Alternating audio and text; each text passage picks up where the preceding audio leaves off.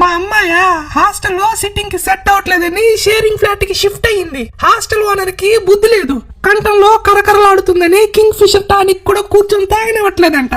కింద చాపేసుకుని చాపమని తాగడం తప్ప అల్లాడిపోతుందమ్మా అమ్మాయి. పొద్దున్నే పూజ చేయింది, పాపకి తల పట్టేదు. ఆదివారం కూడా 5 గంటలకు ఫోన్ చేస్తే ఎత్తేస్తుంది.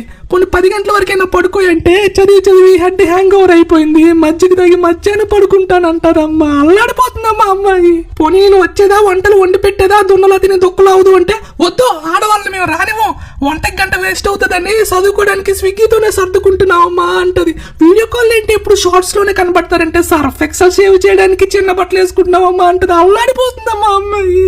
మొన్న ఆ మధ్య ఆడపడుచు అమ్మాయితో గొడవ అయితే మీ అమ్మాయి ఏమైనా అగరొత్తా పబ్బులో పౌడర్లు పీల్చుకుంటుందంటగా అని అనింది.